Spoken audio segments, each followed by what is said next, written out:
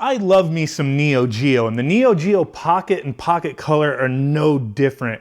I absolutely love this handheld. I had one many years ago. I recently got back into it and I found a lot of the games are freaking expensive. Crazy. It's just the prices keep going up in these retro games, but I love this clicky stick. Yeah, it's just 2 buttons. That's it. We have a save battery in the back, 2 AA's.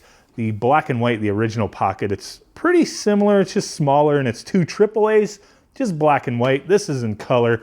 Amazing handheld. I'm going to be doing some more content on this, getting that Q5 IPS screen in here. Actually, in another one. I'm going to keep this one stock. But we're going to be doing that pretty soon. But back to the crazy prices with games, right? So on my channel a few years ago, I started embracing flash carts.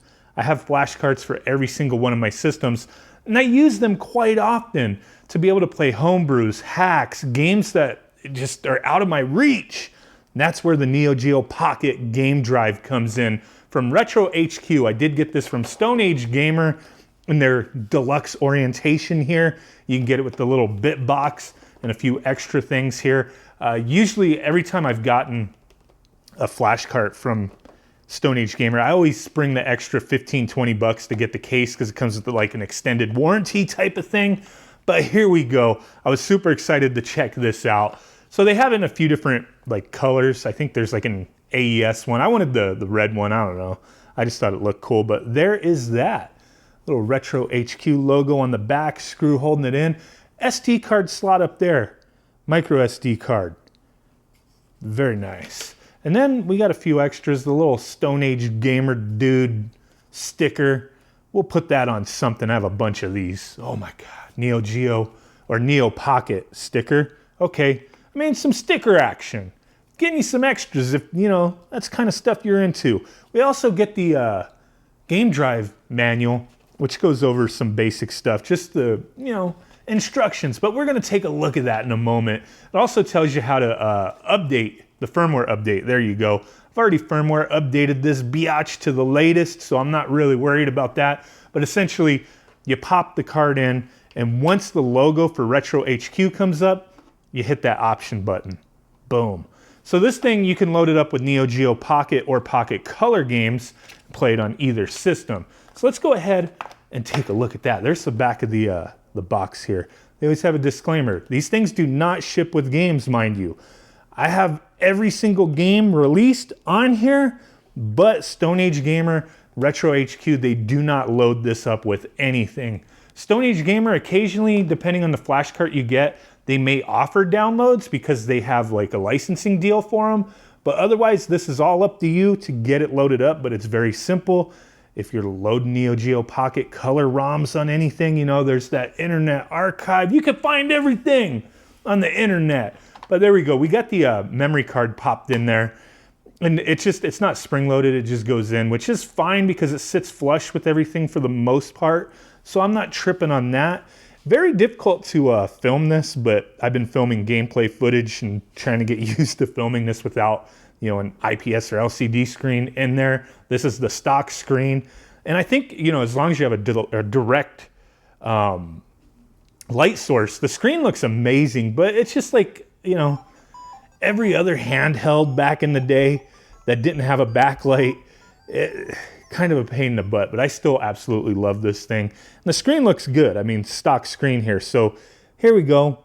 We have the, you know, GameDrive menu system coming up. And this works a little different. If you're accustomed to like the Game Boy, EverDrive, that kind of stuff, this works a little different here. So as you see on the screen, we have a flash tab and then a card tab, and then we have launch and then menu for A and B. So these are the games that I have flashed to the memory. You have 15 megabytes of free space on the cart. So it works very similar to like the Terra Onion Neo SD, where you have so many slots. This is just based off of memory. It's not slots. So you have 15 to play with. As you see, I have one left. If there's a game that I could fit it on there. But right now I have 5 games that are ready to just launch. But if I hit the option button, I can go to my SD card and navigate through all the games that I have loaded up on it.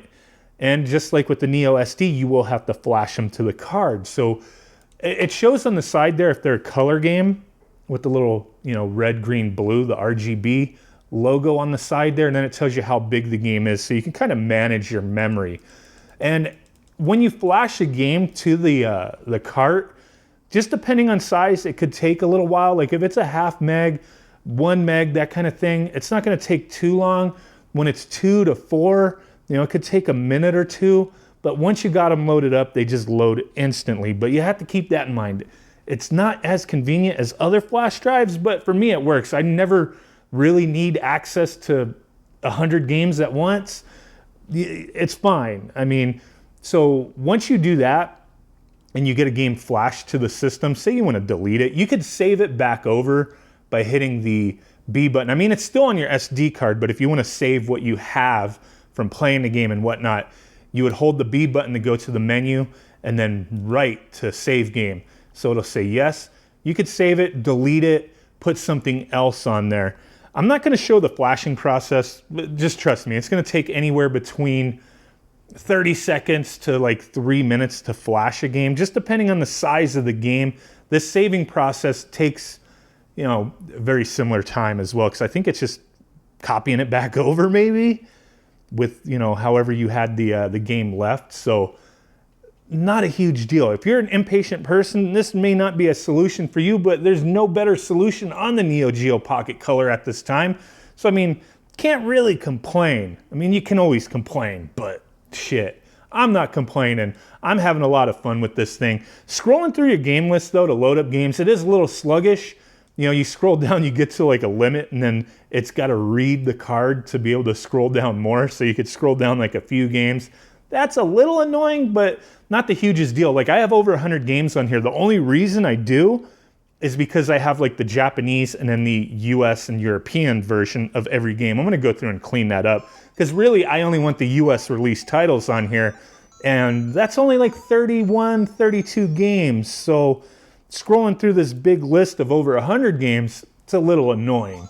But once I narrow it down to just the games that I want on here, it'll be fine. But like I said, I just threw them on there to test this out. Been having a blast with it. And once you have this all set up and you're playing your games, it's just like having, the original cartridge, even though you don't have the original cartridge. Just have to point that out. Oh, and the one thing, I think there is a character limit for the description, but you can scroll by hitting left and right to read it. It doesn't auto scroll. At first I was a little annoyed with that because I didn't realize you could scroll through. I'm like, wait, I don't know if that's the US or the Japanese version. But you just hit left and right and boom, you can, read it. So I'm actually fine with that. So loading up games, I mean, very quick getting them loaded and starting to play. And like I said, once you load a game, it plays just like you have the original cartridge.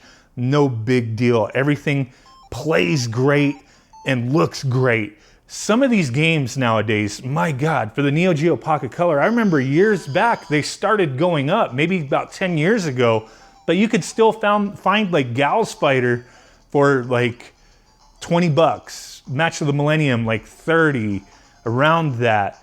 Like they were going up in price about 10 years ago. Now they're just skyrocketing. I don't get it. I mean, I guess people are being reintroduced to these things, trying to get back into it. And I think if you like original hardware, there's going to be that subsection of people like who like flash carts, who like reproductions, that kind of thing. For some people, they don't care. They'll play any which way they can, be it original hardware, emulation. There's no right or wrong answers, no judgment here. I don't care how you play.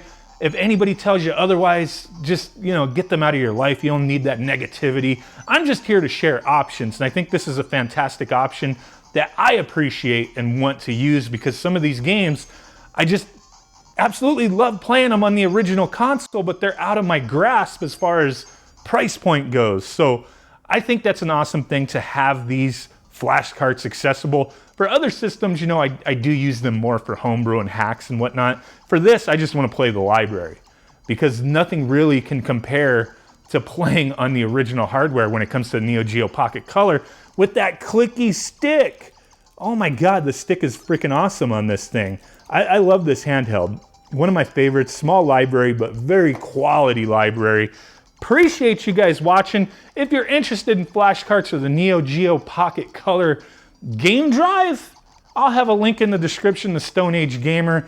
I've been shopping through them for years, even before I was on YouTube.